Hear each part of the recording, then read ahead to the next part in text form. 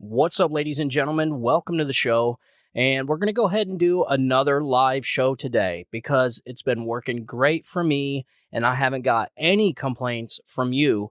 So we're just going to keep going with it, man. We're just going to keep going with the flow. We have a bunch of stuff to talk about because a bunch of stuff has happened in the last few days, especially over the weekend. And now there was a story that dropped on Friday about the White House dropping a new rule on the press corps, which is actually pretty terrifying once you figure out what that is. We're going to discuss that.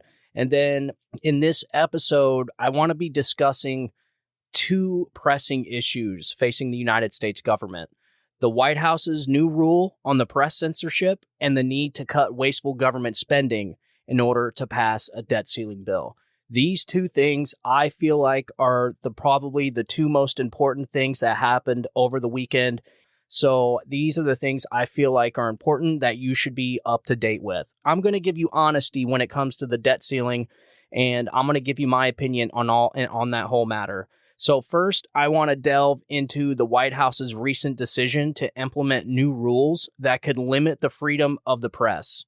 These rules essentially would allow the government to remove journalists from the press conferences if they are deemed to be asking inappropriate or disruptive questions. Essentially, that's what it does. I mean, it's not in that language, but that is essentially what it's doing.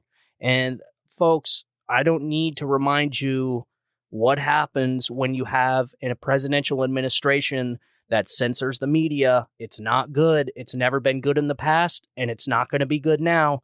Nothing has changed. And so I'm actually going to go into a few examples where press censorship happened in the past and what that leads up to. Also, I mean, it raises concerns about the censorship and the ability of journalists to hold the government accountable. Because in all reality, folks, that's why they're there. They are there to do the job we can't do. We cannot go into the White House and talk to Joe Biden. We cannot go in the White House and ask any questions. We're not allowed. And so we send our representatives that we vote for to essentially speak on our behalf about legislation and other matters. We have a press so that they can go there and ask questions on our behalf. Okay, it's not like we can all do these things that we want to do. We can't. So we can't all just roll up into the White House press room and say, look, Joe Biden, why is gas prices so high? Look, what's her name? Jean-Pierre. I don't know. She's an awful press secretary, by the way. But I digress. But we can't, like I said, we can't ask these questions. And so that's what the press is for. And when they can't do that, that's an issue, folks. And so we're going to discuss why the press freedom is essential to the functioning democracy and why it's so important to push back against any attempts to limit it. And then next, we're going to turn our attention to the urgent need for the United States government to pass a debt ceiling bill. So the country is currently facing a potential default on its debt if Congress does not act to raise the debt ceiling. I know you've been hearing about this, and it's going to get worse. The closer we get to crunch time, the more chaotic things are going to get because these people are irresponsible, okay? They're fiscally irresponsible, and they're just really irresponsible all the way around. They are literally like the worst people you would want representing your business or running your business. I would not hire any of these people to run my business, even though there's a handful of congressmen that have successful businesses, and most of them are businessmen, which is unfortunate because it used to be it was our military members that would be in Congress. Now hardly anybody is part of the military or has served any time in the military that is in our Congress now, and maybe that's why things are really starting to suck. And so this is an important topic, folks. In order to get such a bill passed, it's crucial, very, very crucial. I cannot stress this enough. It is crucial to cut wasteful government spending. So we are going to explore some of the most egregious examples of wasteful spending and why it's important to prioritize responsible stewardship of taxpayer funds in order to avoid a potentially catastrophic default. you are going to be seeing these people pulling their hair out of their heads. It's not that big of a deal, folks. It is, but it's not. We're not going to default on our loans. And even if, we don't have to, because we have enough money coming in every month from the taxpayers that can pay our bills. Essentially, it's like, think of it as paying all your annually bills, like your cable bill, your electric bill, your gas bill, whatever bills you have for your home. It's like paying them all up front for the year. Nobody does that. Nobody does that. But the government does, because it's easier, because it would just be impossible to pay, you would have to have these debt ceiling arguments every single month, and that's just impossible. And so, like I said, we have enough money coming in every month to pay the bills, to keep the lights on. And so essentially, we won't have to default. The only reason we would default is if the Biden administration refuses to cut spending. And I don't know anybody that I've ever talked to, Democrat or Republican, that has never admitted that the government wastes money. They have never said to me, yeah, the government doesn't waste money. They spend each and every dime for very good causes. Everything the government does, everything the government spends its money on is absolutely fine and it's perfect. I've never met anybody to say that. And so why all of a sudden Democrats and people that voted for Joe Biden, essentially the blue team, that's how we're considering this now. It has become so partisan. It's like red team, blue team.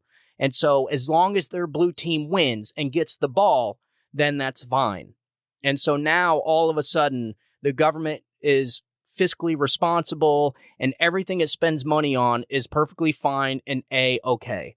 And folks, that's just not being honest. So I am going to be honest. I'm going to run through some numbers, and we're going to talk about this debt ceiling bill. We're going to talk about the bill that the McCarthy and the Republicans have proposed to Joe Biden, the bill that was sent and that passed the House. It got the votes it needed, and actually they called Joe Biden's bluff. They didn't think they were going to have the votes in the House to get it through. Well, they did.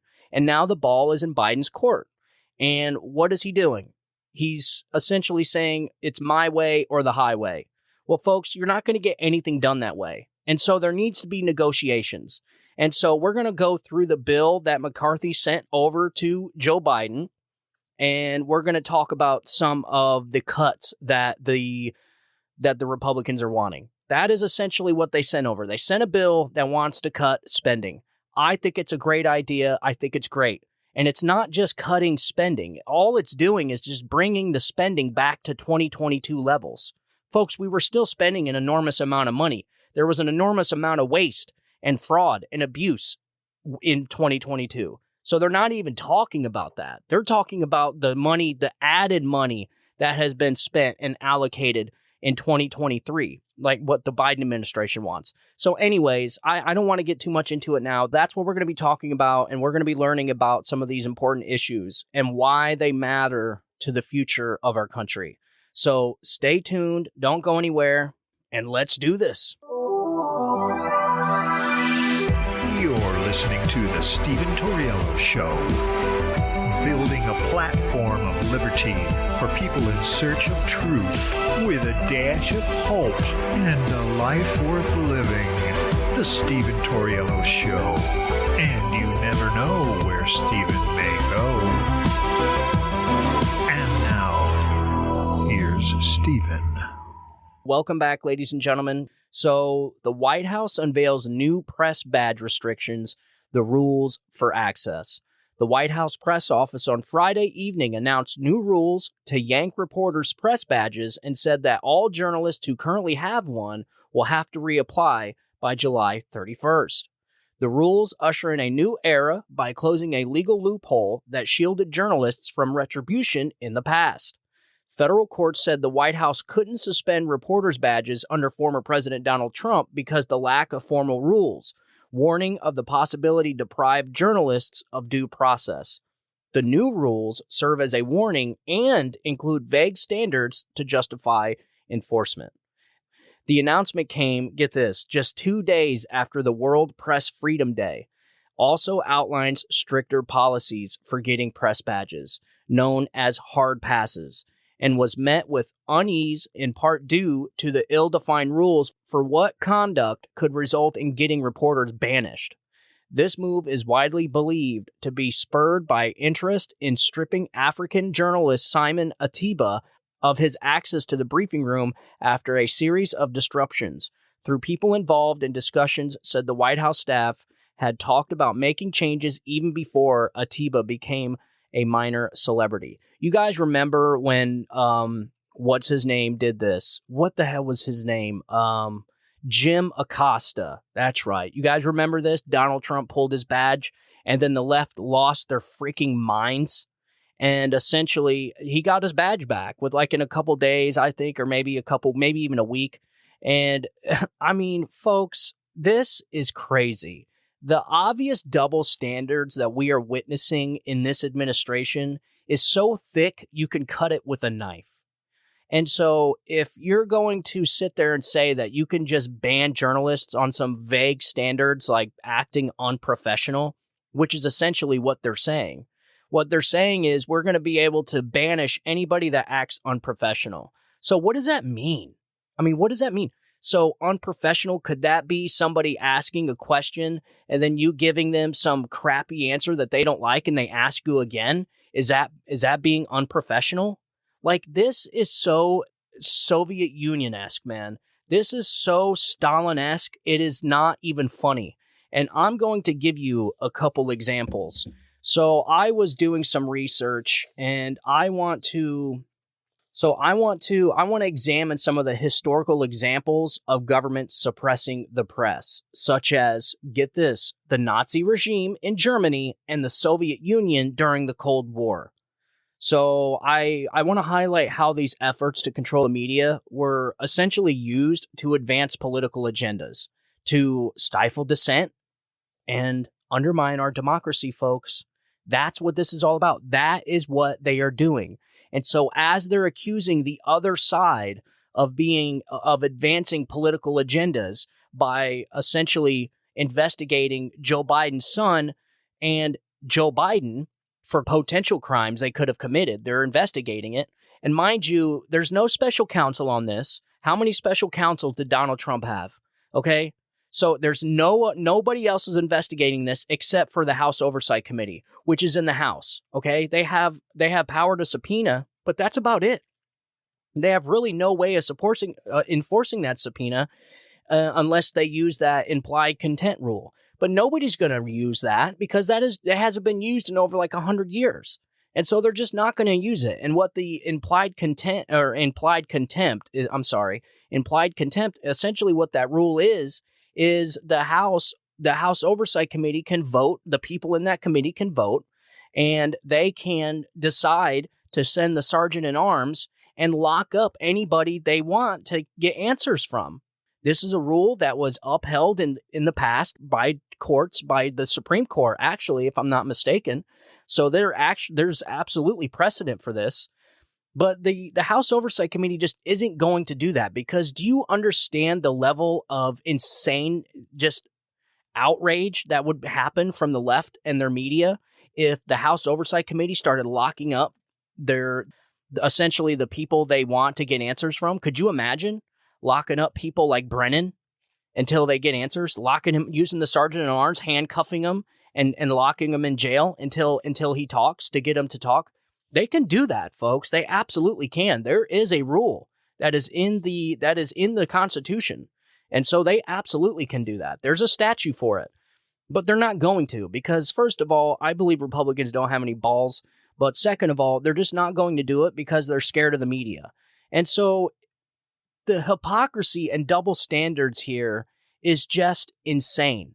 Here's why the Biden administration wants to stifle dissent and wants to take people's press badges away. It's questions like this. Mr. Vice President, how many times have you ever spoken to your son about his overseas business dealings? I've never spoken to my son about his overseas business dealings.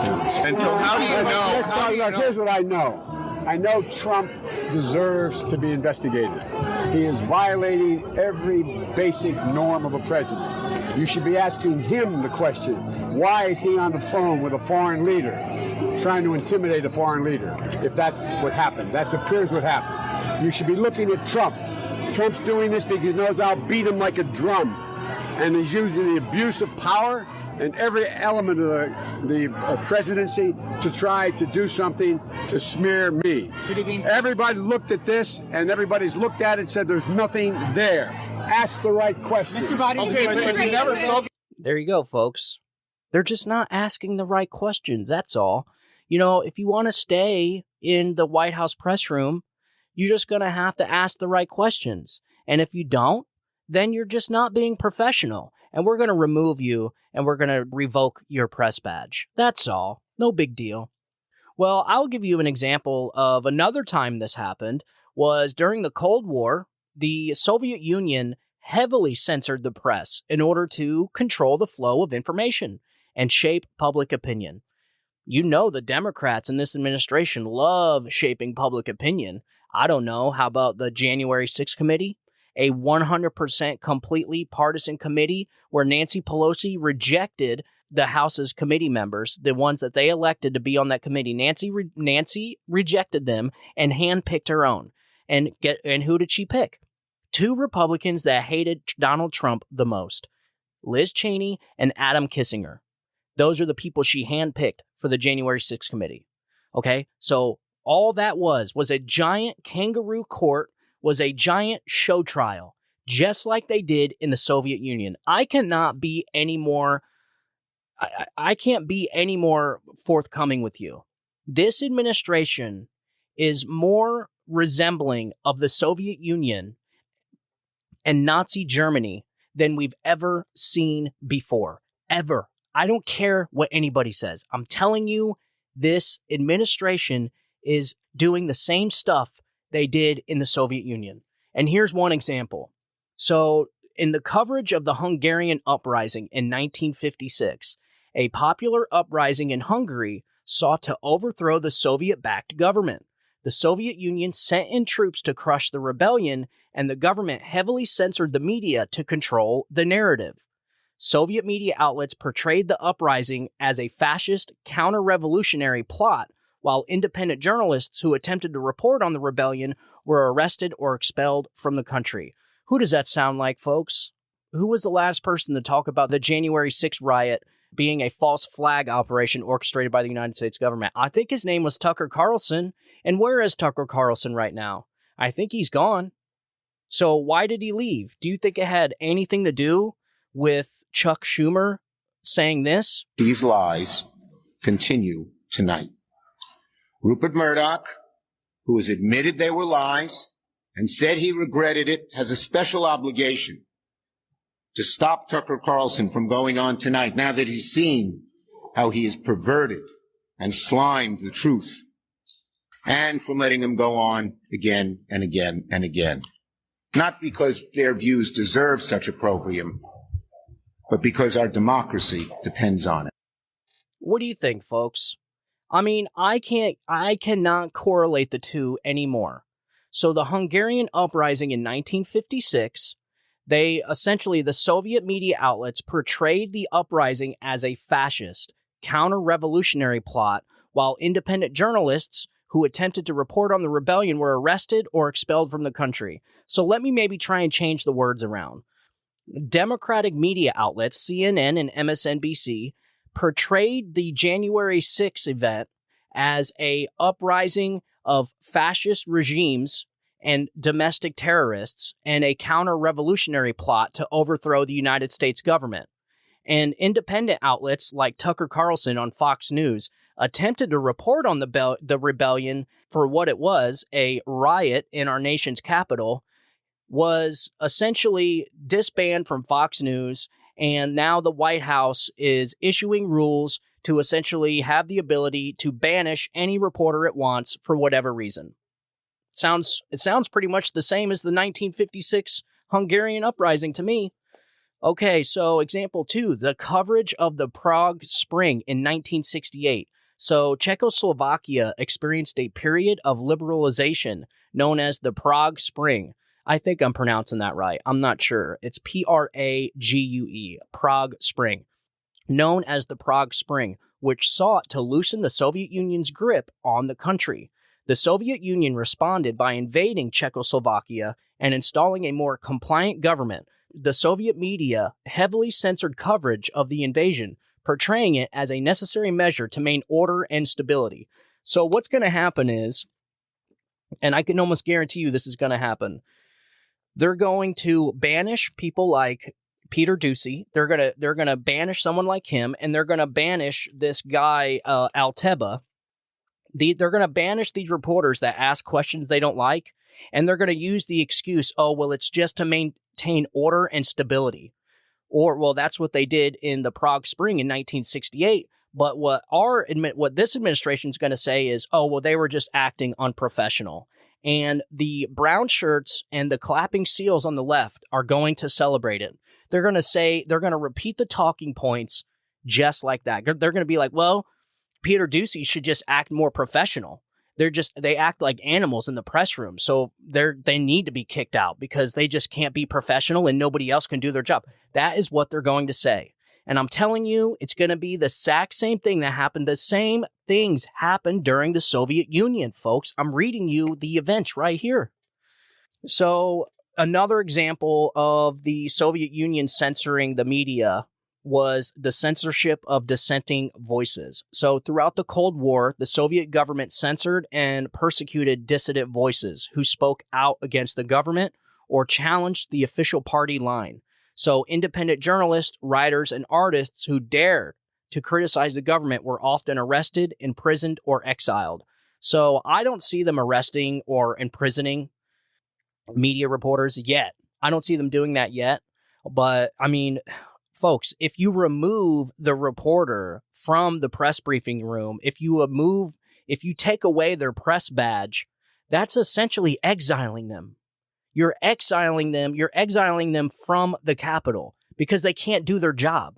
What good is a reporter if they don't have a press badge? You see how they operate? This is how they are operating, folks, just like the Soviet Union. These are just a few examples on how the Soviet Union censored the press during the Cold War. The government's tight control over the media was a key component of its authoritarian rule and contributed to the suppression of free speech and independent thought. Folks, we are seeing the same stuff. This is the same type of stuff they're doing now. It may not be exactly the same, as far as the extent of it. They're not locking them up, they're not imprisoning, but they are exiling them from essentially the White House so they can't do their jobs.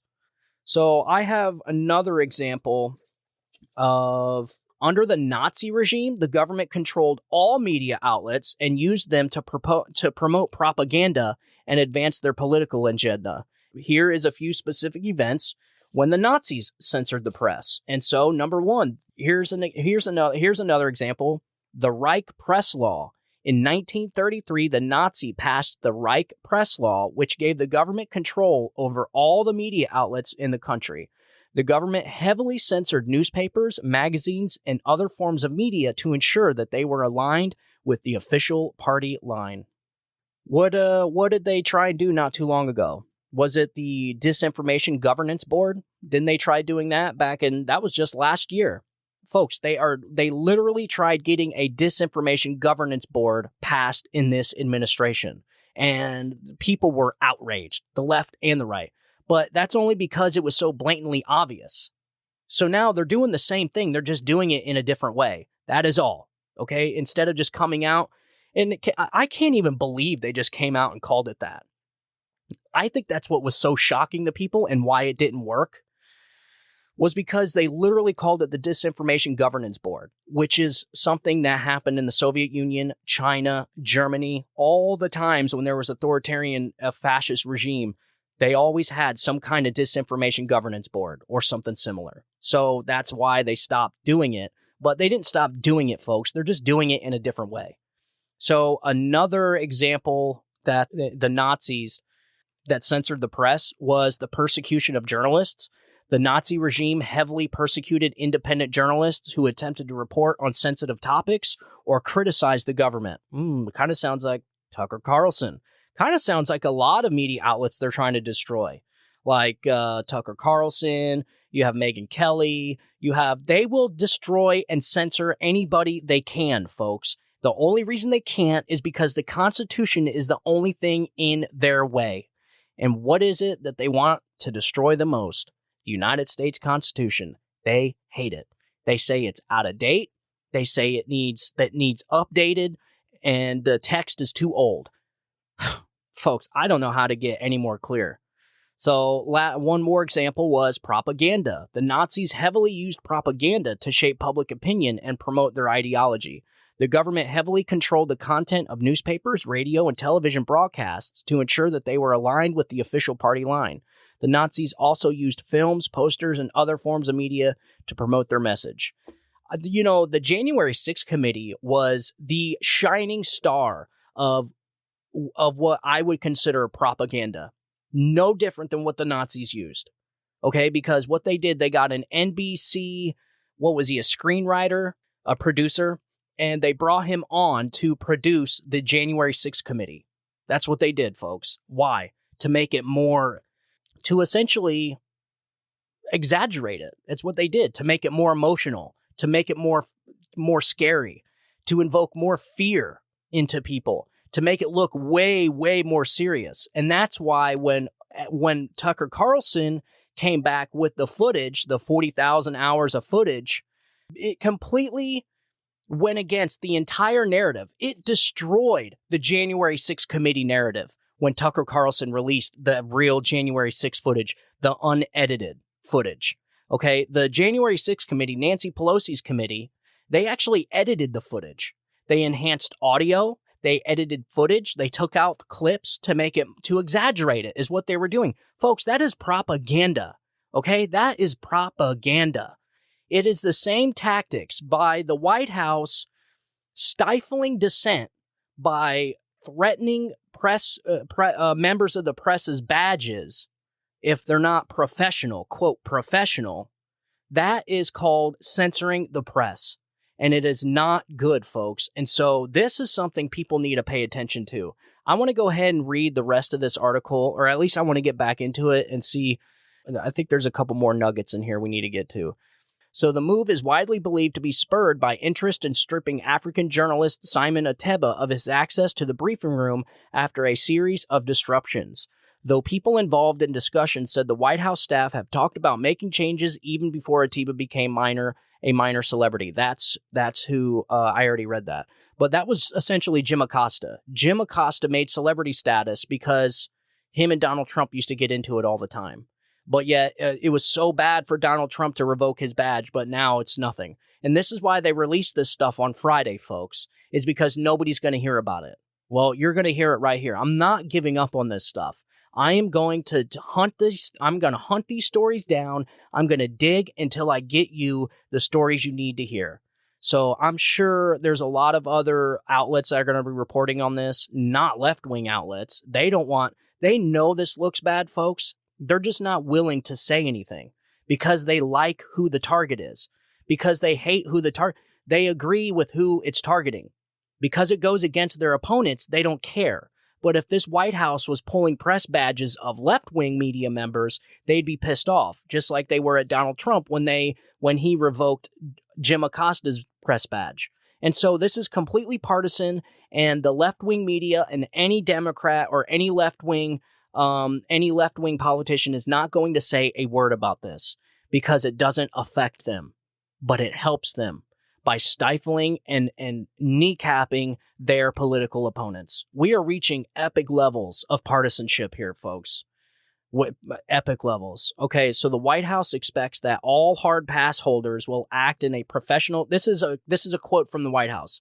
The White House expects that all hard pass holders will act in a professional manner while on White House grounds by respecting their colleagues, White House employees, and guests, observing stated restrictions on access to areas of the White House or credentialed events, and not impeding events or briefings on campus, the notice said.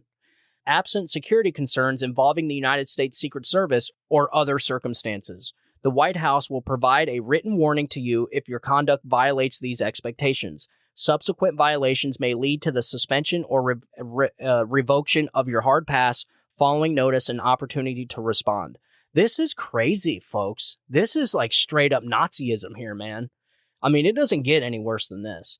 To get a press badge, journalists whose IDs have been auto-renewed since 2017 must now submit a letter from their news outlet verifying 6 criteria, including their full-time employment with an organization whose principal business is news dissemination. So are you saying that Fox reporters aren't going to be allowed in the press briefing room because of the Dominion lawsuit? Is that what this is? Folks, I'm telling you, this is the kind of stuff they're doing, and it's not good.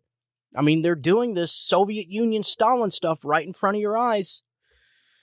Freelancers will need letters from 2 news organizations describing your affiliation, or if you freelance primarily for one organization, a letter from that organization describing the extent and duration of your relationship with the organization, unquote. So the article continues, applicants also must provide a professional or personal D.C. area address and have accessed the White House campus at least once during the prior 6 months for work, or have proof of employment within the last 3 months to cover the White House. What are all these crazy, insane rules?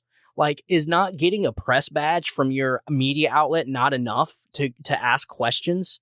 And so, oh my God, I'm going to keep going. This stuff's getting insane, but I'm going to keep going.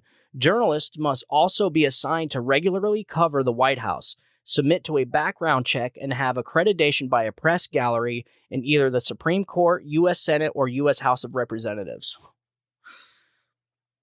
Such third-party accreditation historically was used to screen out reporters for shady or fictitious news outlets.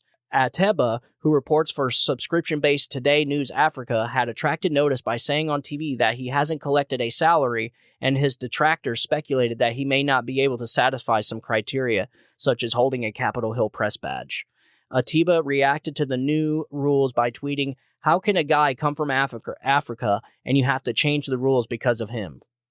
Ateba said that he's confident that I qualify for all those things. We just filed our taxes, are registered with the District of Columbia, and have our address in D.C. I studied journalism in college, received 2 degrees, have only worked as a journalist, and trained countless people. I also attend briefings religiously and do not have a second job. It's unclear if anyone other than Ateba is at risk of losing their badge. Brian Kareem, a veteran journalist who has covered the White House since the Reagan administration, says it's unclear what enforcement will look like and if it becomes restrictive to the point where someone who thinks differently than the president isn't allowed in, then that would be a problem. Oh, man. Kareem in 2019 had his badge suspended by the Trump White House for 30 days following heated words with Trump ally Sebastian Gorka in the Rose Garden, in which Gorka called Kareem a punk, and Kareem said, "We can go outside and have a long conversation." Dude, I would love to see that. Dude, Sebastian Gorka, what is, guys, the guy looks like a James Bond villain, for one. He sounds like a villain, too. But he would absolutely rip this guy's head off, dude. I would love to see that. In fact, you know what? Can we vouch? I would like to vouch for more trials by combat. I really would. Trials by combat for all of this stuff. You know, back in the day, the founders used to have draws. They used to shoot each other if they didn't agree on something. In fact, I think, was it Andrew Jackson who got shot in a draw? I don't know. I don't want to give you the wrong information. I know it was one of the founders. It was one of the framers that actually got shot in a draw. And it was because they disagreed on policy. Those are the awesome people that ran our country, folks. Those are the men that built this country. And they really weren't even men. They were just kids. A lot of people don't know this, but the founders were in their 20s whenever they wrote the Bill of Rights and the Constitution and all that stuff. A lot of people don't know that, but they were young. They were young kids. I wouldn't say kids, but they were young. But that just goes to show you how educated these people were. People like Jackson and Jefferson, these people were the smartest people in the world when it came to this stuff. The smartest legal minds, the smartest, in literacy, just in civics, they were the best in the world to make a constitution, to make a country. I couldn't have asked for better leaders. Where are those types of people now, folks? Where are those types of people now? Where are the 26-year-olds writing the Bill of Rights? Writing bills of rights? Where are the 25-year-olds writing constitutions? We don't have them anymore. I mean, because our education system, especially since the United States government has taken over in the Department of Education, our people are stupid now. I mean, our generations are dumb. If I didn't teach my kids half of the stuff they know, they wouldn't know anything. And what's sad is, honestly, I think that's why our body politics is so dumb too. Because all these congressmen and women, they all go to, schools, sometimes preparatory schools or whatever, and then they go right into college, and then people like Joe Biden cheat their way through college by plagiarizing speeches and plagiarizing papers. They get out of college and get right into politics. Same thing with Schumer. He went straight from college right into politics, has been there ever since. These people are frauds, and they need to leave our government. They're absolutely, and they're not getting better, folks. They're getting worse. I mean, people like Jackson on the Supreme Court, the woman couldn't even define what a woman was. The Supreme Court judge could not define what a woman was. She said, "I'm not a biologist." Folks, you don't have to be a zoologist to know what a dog is. Okay? So, come on, man. So that is the, let's see here. Kareem, who writes for Salon, said that he supports returning to old press badge standards to ensure that lobbyists and foreign agents aren't among the accredited press, but that journalists should not be targeted for shouting questions or being, in the eyes of presidential aides, rude. I doubt they want to go down a road the Trump administration traveled and lost in court, but we'll have to see what they mean specifically, Kareem said. If you're banning reporters because you don't like their questions or you think they're rude, then that's a problem and they'll lose. I don't know, folks. I don't know. Our justice system, the Democrats have completely destroyed our justice system. Our legal system in Washington, D.C. is completely gone. It is gone. You can indict a ham sandwich and convict a ham sandwich if that ham sandwich is a Republican. I'm sorry, folks. I'm sorry, but that is just what happens. That is why we're watching the collapse of our government right now. It is vitally important that we have press members there to ask the questions we want to ask. And really, folks, I'm not even satisfied with the questions they're asking. I want real questions asked. I want them to ask real questions that I have. Like, when is Joe Biden going to take that cognitive test?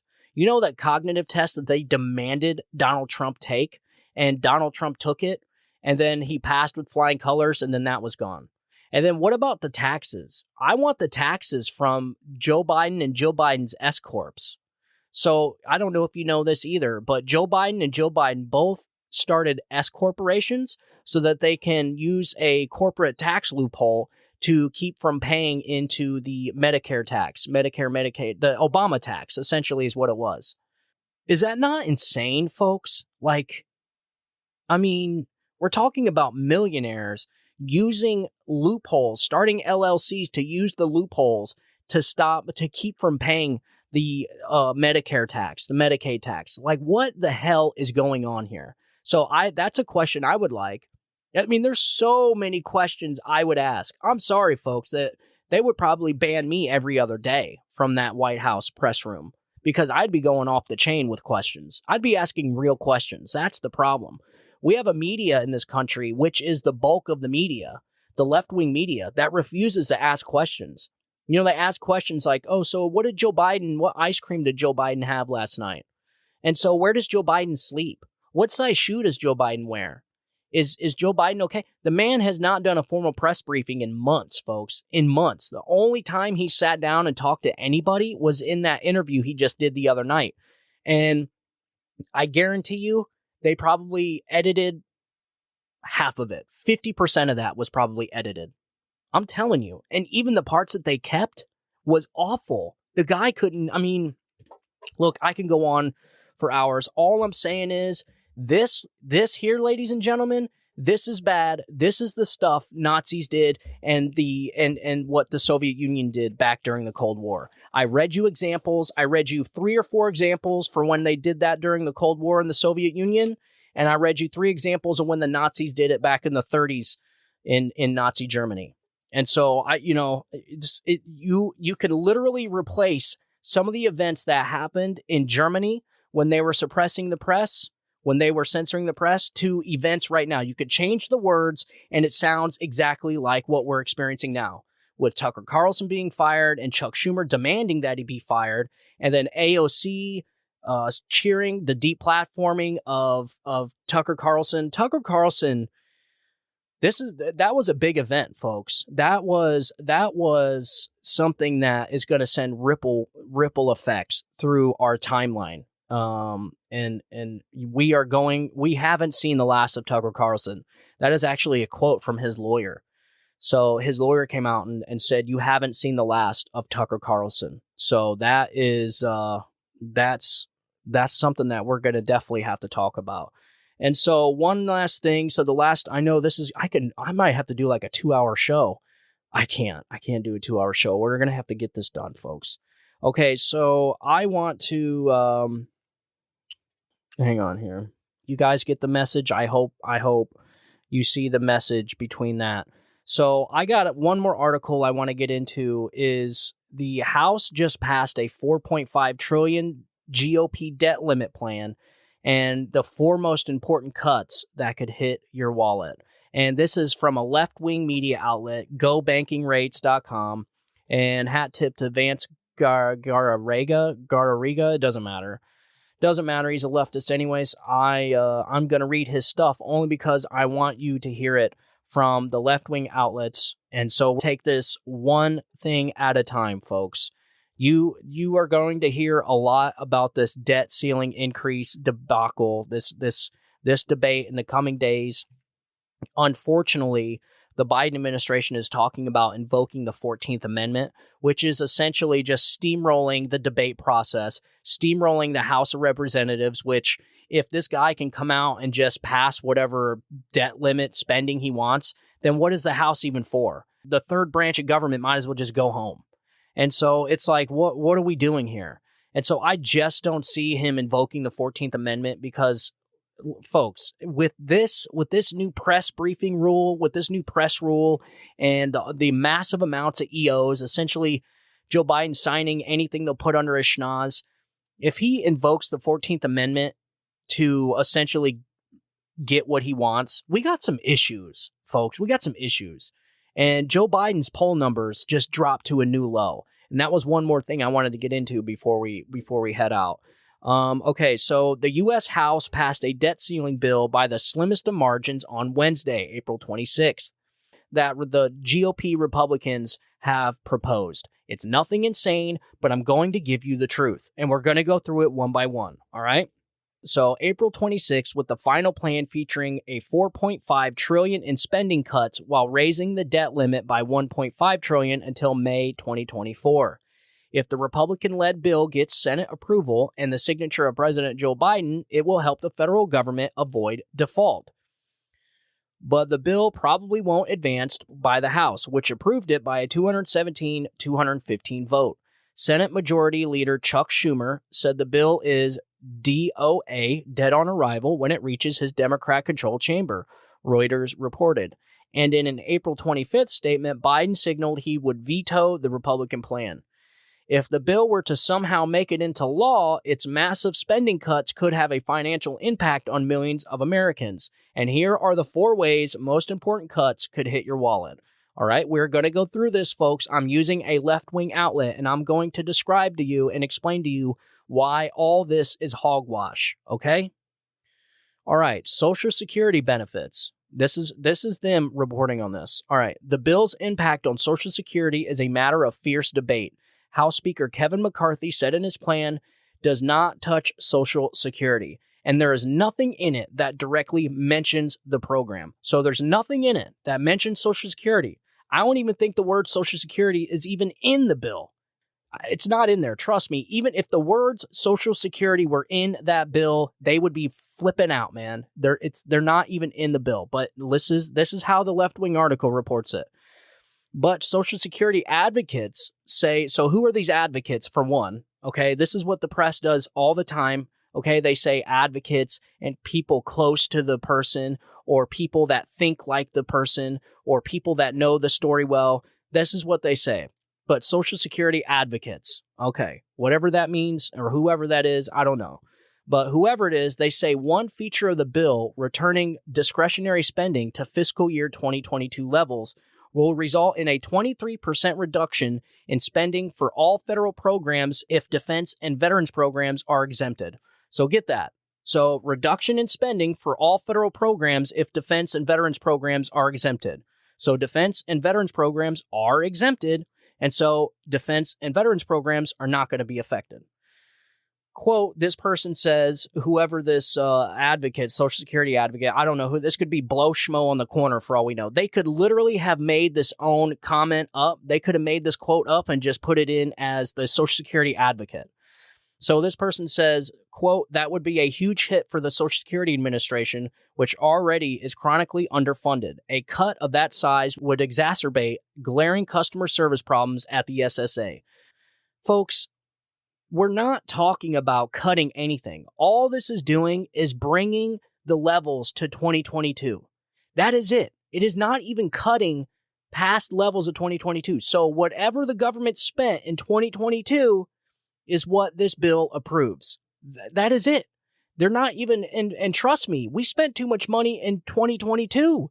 So we need to start cutting money there. And so this Biden administration can't handle not spending more money than they spent in 2022. So this is insane, folks. This is unsustainable. A separate email sent to Go Banking Rates by the nonprofit Social Security Works noted that if the bill becomes law, it will force Social Security to close field offices, reduce hours, and lay off thousands of workers. This will make it far harder for Americans to claim the benefits they've earned.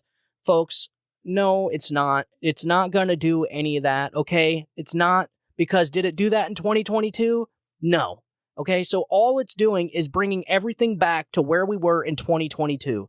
That is it. Me personally, I think it needs to go all the way back to 2020. We need to be spending the same amount in 2020, and I even think there was wasteful spending then. That is what I'm saying.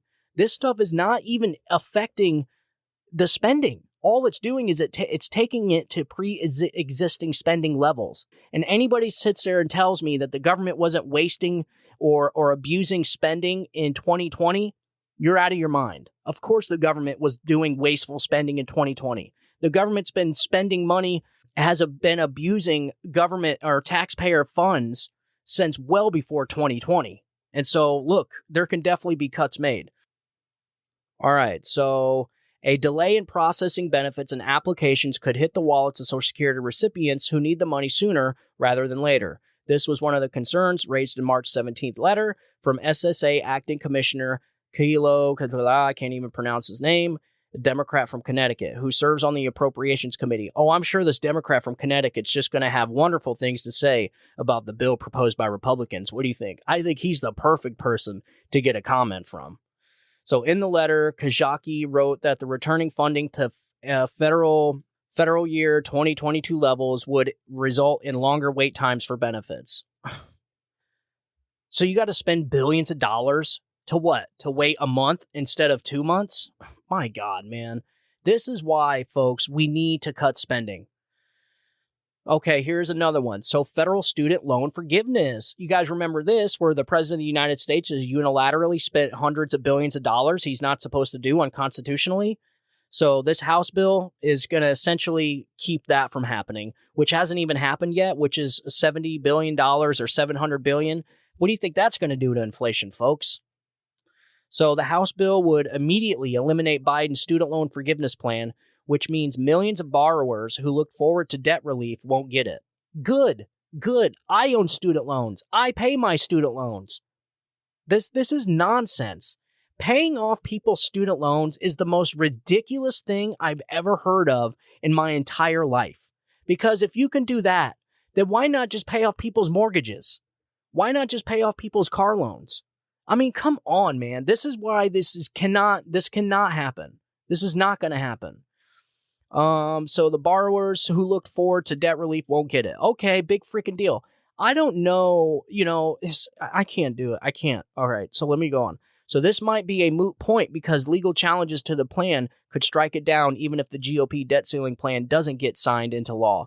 Yes, this is going to get smacked down because the President of the United States does not have authority to unilaterally spend $700 billion of taxpayer money on forgiving student loans. People that took out loans that don't feel like they want to pay for them.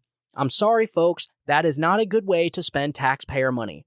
It's not a way I want to spend my money, but I spend my money on my student loans every month. Every month, I make student loan. I got to pay my student loans too. And so I'm not even doing what I went to school for. So I'm in the same boat, but I don't expect other people to pay it for me. Because, that plumber Joe and electrician Bob, they weren't sitting next to me at the computer desk while I was sitting in a chair. They weren't sitting next to me when I signed the paperwork to get my student loans. Okay, they just weren't. And so they weren't there for me to ask. And so I didn't ask anybody. I just did it. It was my decision. And so because it was my decision, I have to pay it back. Nobody should be expecting the United States government to pay off their loans. This is so ridiculous. The whole government needs to pay my way and the government needs to do this for me and the government needs to do that. People need to stop treating the government like a big daddy, okay? People need to grow up is what they need to do. It's like we're dealing with a bunch of children here. So that's one aspect that's going to impact you. Okay, here's another one. Food stamp benefits. The GOP plan would raise the age limit to 56 from 50 on work requirements to receive food purchasing assistance from the Supplemental Nutrition Assistance Program, which is SNAP. SNAP recipients in the affected age group who are unable to work would see their benefits reduced or eliminated altogether. Let me explain something to you guys, and I'm sure you already know this. Do you know how much fraud and abuse is in our federal food stamp program? I'm going to go ahead and do the math. We're going to do the math right now. So, let me see here. Okay, so according to data from the United States Department of Agriculture, which administers the program in fiscal year 2021, the total amount of benefits issued through SNAP was approximately $82.6 billion. All right. And according to the United States Department of Agriculture, which administers the Supplemental Nutrition Assistance Program, the overall rate of fraud in the program was approximately 1.3% in the fiscal year 2020. What is 1.3% of 82 billion? Is that what it was? Where's my calculator at? We multiply the percentage by the total amount. So we 1.3 times 1, so 82.6 billion equals 1.7 billion. No, $1.07 billion. So there you go, folks. There's $1.07 billion wasted in fraud and abuse in our food stamp program. So I don't know. What do you think? You think the government can withstand to raise the age limit to 56 to 50? How about this? Why doesn't the Biden administration, the United States government, focus on fraud and get that $1.07 billion in tax dollars back for the American people? How about that? How do you just allow $1.07 billion in food stamp in fraud go away? Go unchecked? How is that possible? And so look, that's billions of dollars right there we could probably save. Come on, folks. Come on. With just the $1 billion they saved in fraud, they could make up the difference. And the last one is the tax refunds. Another feature of the bill is that it would rescind funding for the IRS to upgrade technology and increase hiring, AP reported. Considering problems the agency is already processing returns and answering customer service calls, a severe cut in staffing could result in longer wait times to get refunds. So this is it, folks. This is what the Republicans are asking for in that bill that Joe Biden is willing to invoke the 14th Amendment for.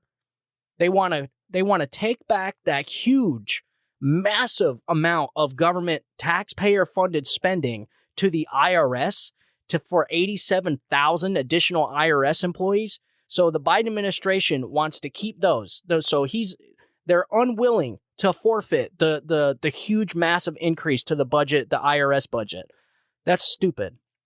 And so the Biden administration is unwilling to raise the age limit for food stamps to 56 from the age 50. Okay, I mean, these are the things we're talking about. The federal student loan forgiveness. So you wouldn't get your student loan forgiven. Are we serious? I mean, that's probably going to get shot down in court anyways. And so look, folks, I told you I'd be honest. That's what they're asking for in this bill. And so as the weeks go by, you're going to hear the left-wing media harp on the Republican Party for not wanting to go through with this. Okay? You have the ball is in Joe Biden's court. So it's up to him. I think these are pretty easy accommodations. It's not like the GOP is asking for anything crazy. They're not even asking for cuts. The only thing they're asking for is to essentially not go through with the spending Joe Biden is trying to unilaterally spend on his own and essentially unconstitutionally. So Joe Biden wants to increase the budget for the IRS. So he would have to forfeit that. Joe Biden wants to increase the budget for the Social Security office workers. I'm not saying Social Security checks, folks. Everyone's getting their checks. If the government shuts down and the government defaults or anything like that, Social Security is still paid. Like I said in the beginning of the show, the United States government makes enough money every single month to pay the light bill. Okay?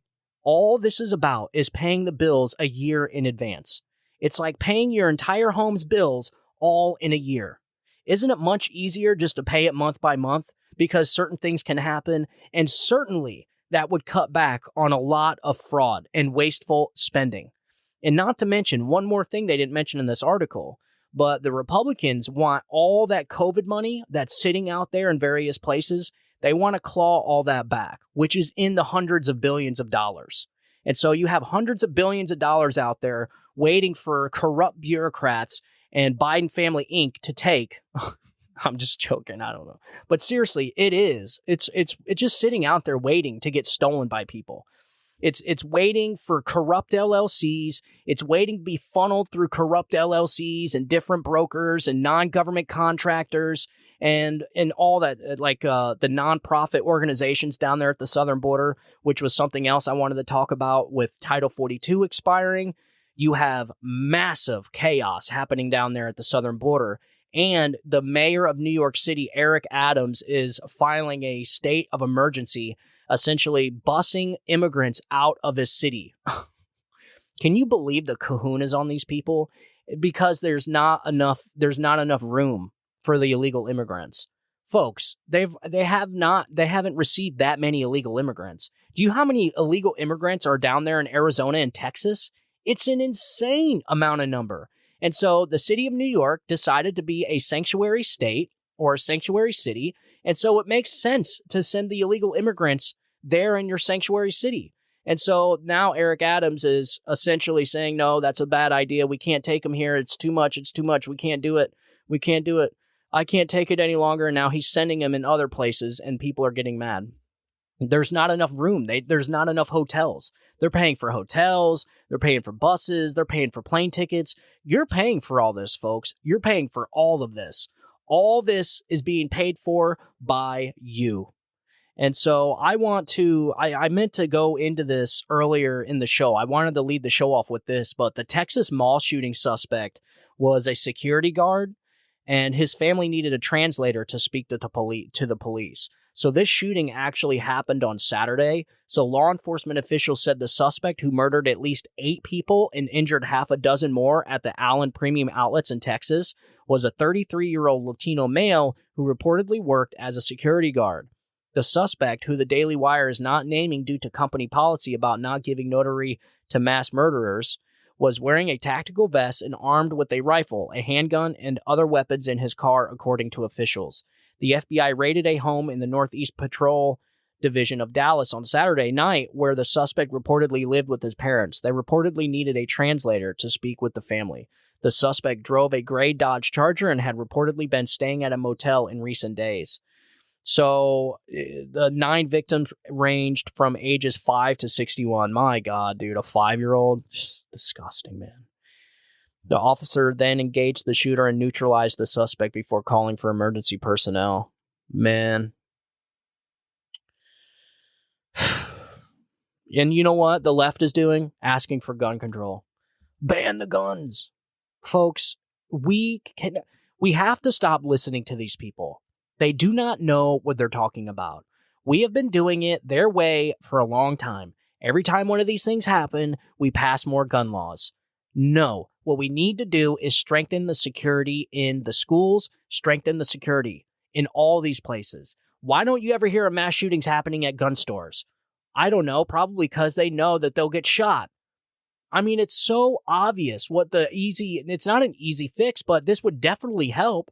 But for us to sit here every time something like this happens, to go right back to the stupid gun debate where the left wants to violate law-abiding gun owners' Second Amendment rights is just so stupid, man. And what happens is nothing gets done. And so it's just sad, dude. And what another thing that pisses me off is the Nashville shooter. They're not even releasing that manifesto. Folks, why are they not releasing the manifesto? Like, what is in that manifesto that they're not saying? I think we all know what it is. I think in that manifesto, I guarantee you that transgender said that her ideology and this trans movement of violence or whatever it is, there is something in that manifesto they do not want to release. And there's a reason why. I told you in the very beginning that the FBI took the manifesto, and then I said, I hope the Nashville police make a copy because I'm afraid that manifesto is probably going to get destroyed. And so what needs to happen now is the Nashville legislators, the legislative body in Nashville need to sue for that manifesto. And that's exactly what they're doing. And it's just a shame that that can't be released to the American people. And the FBI feels like it has a right to shield us from the truth. Folks, we have a right to see that manifesto. We have a right to see why this crazy lunatic shot up a Christian school, killing 5 people. We have a right to see all this stuff. It's just so bizarre, everything that is happening. The mass censorship of speech, now the censorship of the press, the mass just non-transparency. This White House vowed and promised to be transparent when he ran for election. And this is the most dishonest, most untransparent administration I've ever seen in my entire life. In my entire life, folks. And within the first 100 days, the left-wing media and all the fact-checkers that were fact-checking Donald Trump through his entire presidency, after the first 100 days of Joe Biden, stopped fact-checking. They stopped the lie detecting, they stopped the fact-checking altogether. So what does that tell you, folks? We have a system that has been corrupted, and we are losing our democratic republic. We are losing our country, and we're losing it fast. And so we have a lot of stuff to do.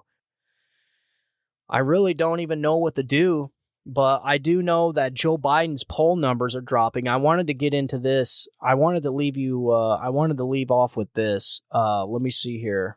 We got an article here from Politico.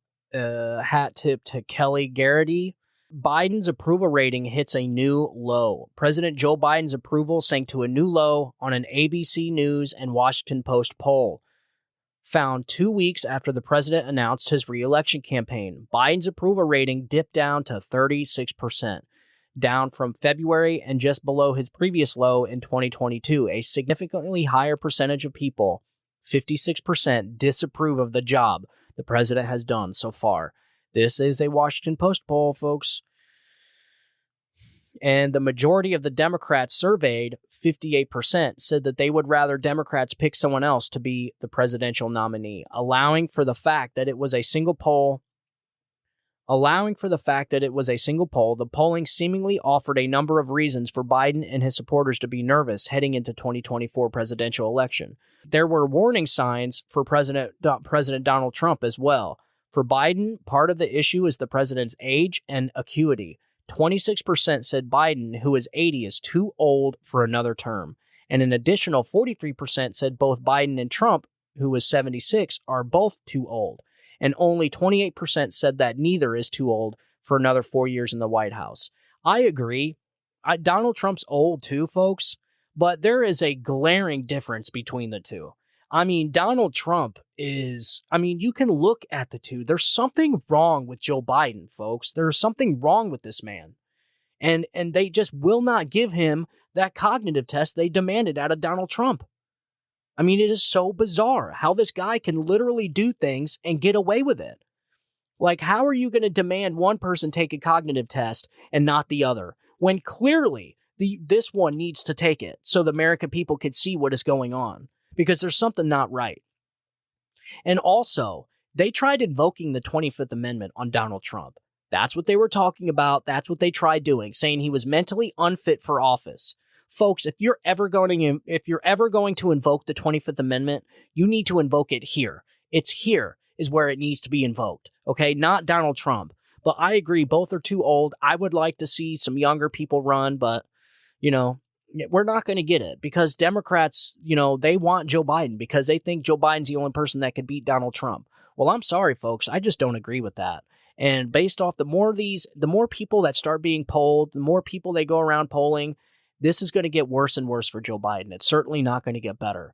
And so this is what I want you to start paying attention to. Pay attention to how the left-wing media is going to try and spin this up.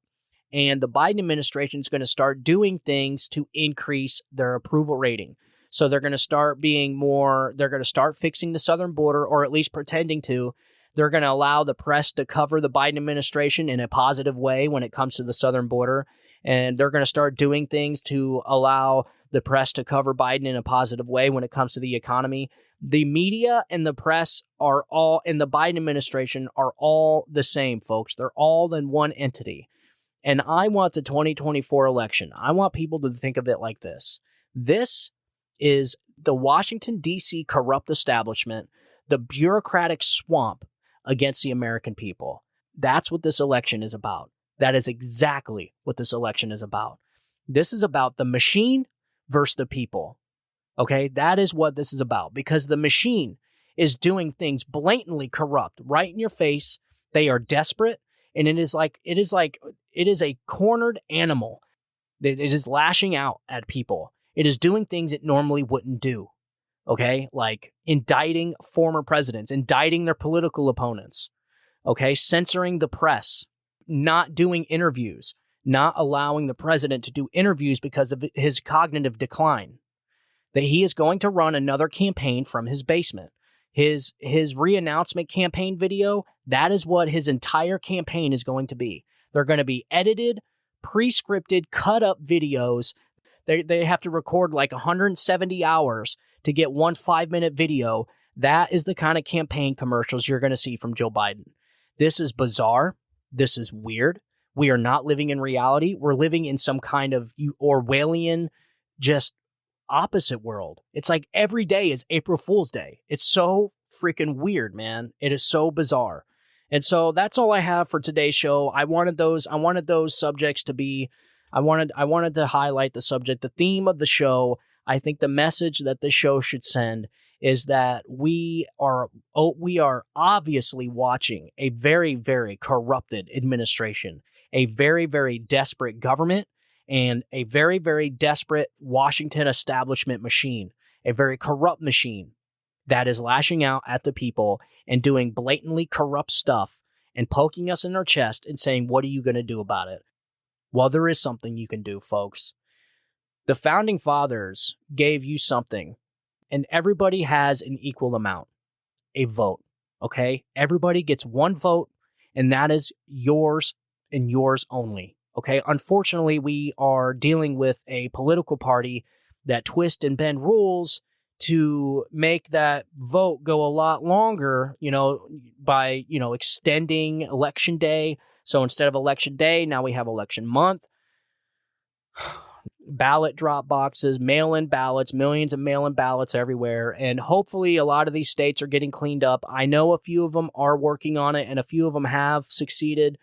Florida is certainly one of them. Arizona is certainly not one of them, but there's big news happening there in Kari Lake's situation. I think I just read an article where a judge has allowed one of her cases to be heard. I don't know what that means. I haven't read into it yet, but maybe we'll do an episode about it. I had I did a show on Kari Lake a couple weeks back, maybe 3 weeks back. It's called Big Win for Kari Lake in Arizona. And I go through a lot of the stuff that was happening with that. But what we have, folks, is a justice system that's just broken. Our justice system is just, it's not, what can I say? It is not prepared for the cases it's receiving. Okay, we have a justice system that has had, it's essentially spoiled because we have judges and district attorneys and they're just corrupted. I mean, they are partisan, they don't know the law, and they're willing to bend and twist the law. They're using laws that haven't been used in 100 years. They're bending and twisting and they're challenging our justice system to the max, and our justice system can't handle it. And so the legal system, the legal process, all this is being weaponized against political opponents. It's all being used against its political opponents. It's all being used as a weapon to bludgeon the Republican Party. It's to bludgeon the political opponents, and that's exactly what's happening. And so that's why that was what the theme of the show I want today to be about, is to know that this administration, this particular administration, is doing some very, very desperate stuff in order to win this election. Folks, why? Why does it want to win this election so bad? It freaks me out. If this is the America that they have in store for us, I don't want it. Okay? If this is the America they want for us, I fold. I don't want to live like this. This is insanity. Okay? I just don't want to live like this. I don't want some government overlord telling me what I can drive, what I can say, what I can't say, what I can hear, what I can't hear, what I can think, and what I can't think. Okay? What is right from wrong, good from evil? I mean, we are in a culture war on multiple fronts, and all of us are going to have to be called to duty. All of us are going to have to do our part and do what we need to do to make sure that we win these battles, because these are battles that need to be won. The war on information, okay? The war on truth, the war on science, the war on good and evil, the war on everything. There is a war on everything.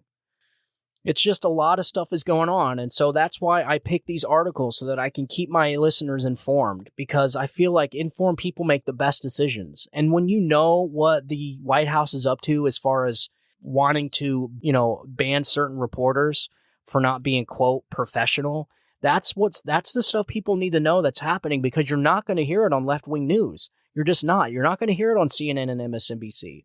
And they drop these things specifically on Friday so you don't hear it. But this is something very important that people need to pay attention to, whether you're left or right. This is not a red or blue issue. This is an American issue. Americans should not sit by and watch this government just absolutely have roughshod over our country, man. I mean, the founders, the framers of this country did not intend for this government to be this big. They knew that a government was vital for this experiment we call America, but they did not want the government to be so powerful that the people had no control over it. They wanted the control of the government to be in the hands of the American people, so that the people can hold the government accountable. And so the people can ask questions to the Biden administration saying, hey, why are you spending my tax dollars like this? Or, hey, what are you spending my money on? Or, hey, why are you sending my money there? Or, hey, why? Like, the power belongs to us, folks. We are the power. But we're only as strong as our numbers. We are stronger in numbers. That is it. And so, unfortunately, we have a lot of people that are more than willing. They're more than willing to watch this country be destroyed. They're more than willing to watch the Constitution be ripped up. Okay? They're more than willing to watch the justice system be weaponized against their political opponents, because it's their political opponents. Okay? If the shoe was on the other foot, none of this stuff would be happening.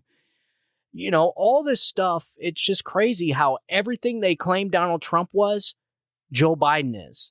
And everything they claim the Republicans to be, Democrats actually are. So they claim Republicans are the fascists, but actually it's Democrats trying to censor the press, like the Nazi fascists back in the Soviet Union during the Cold War. So it's like you can literally look at examples, like I read you earlier in the show, that line by line, word for word, resemble the stuff that was happening during the Nazi Germany when they were censoring the press. And so you can, and this is just the rule that they made for the press. There's a lot of stuff that this administration's doing that resembles a lot of historical events. And maybe we'll go into it. I think maybe this was effective. I don't know if you think this was an effective way to send the message as far as going back and getting historical examples of stuff happening that this current administration is doing. I'll do it because, honestly, there's so much more that there's so many examples that I can point to that this administration's doing that we've seen before, folks. Humanity have seen these things before, but nobody's alive today to remember what they were. So nobody's alive today to sit there and point this out. So the only way to really see the resemblance is by looking at the history books, by going back and looking at historical events of these things happening. And so if you think that's an effective message, I will absolutely do more like this. And just let me know. You just let me know. Send me an email. It's the Stephen Toriello Show at gmail.com. That's Stephen with the V, TAURIELLO at gmail.com. You guys let me know if you like this kind of format. I hope it's okay with this live show we're doing. I tried my best. It's so much easier for me in post-production. I don't have to sit and spend hours editing and stuff. So, but yeah, you guys let me know what you want to hear. Let me know if you got anything interesting. You send me an email. Let me know if you like the show. If you guys could, please share and just share the show with your friends and family. I really would appreciate it. It helps. It helps out a lot. And if you could also leave a 5-star review, that helps out a lot. It helps me get through the algorithm because shows like this just don't get passed around the algorithm. And so, we want more people to hear this kind of stuff. People need to hear the resemblances of the Biden administration and historical examples of Nazi Germany and the Soviet Union doing the same stuff this administration's doing. And so I think it's important that people see that and they see the correlation between the two as well, because, you can correlate these things. And so also I wanted you to know what was going on with the debt bill. I think that's another important thing. I think Republicans do not need to budge on this. They usually always lose these battles, and I don't expect anything to be different. But these Republicans seem to have a little bit bigger courage. They have a little bit more courage than the Republican Congresses I've seen in the past. A shame on Mitch McConnell and those 17 other Republicans that actually put this House majority in this position. Right before Republicans got power in the House, the 18 Republicans, the Mitch McConnells and the Romney, all of them signed this spending package, the what do you call it? The Inflation Reduction Act that absolutely got all these spending increases. So these are the increases the Republicans are trying to take back. And I think that's more than doable, folks. The Biden administration does not need all that money. So I think it's right for Republicans to not only pay the debt on the credit card, but to actually have a talk with the children about their spending habits. And so I think it would be irresponsible for any parent to pay off the credit limit, for the kids to max out the card and then the parent pay off the credit limit and then not have a talk with the child about their spending habits. And so that's essentially what we're dealing with here, if that makes any more sense. Probably not. I hope I explained that well. Maybe it wasn't a good analogy, but I don't know. Let me know. But again, thank you guys for tuning into the show. I'm going to put out another show. I'm going to try to on every other day. I'm going to try and put them out the same time, 5 a.m. every single day. So be here or be square. And again, if you guys have any questions, you want to get a hold of me, you can get a hold of me at StephenTorielloShow at gmail.com. And I want you guys to have a great day, have a great week. God bless you, and God bless America. You guys have a good day. Bye-bye.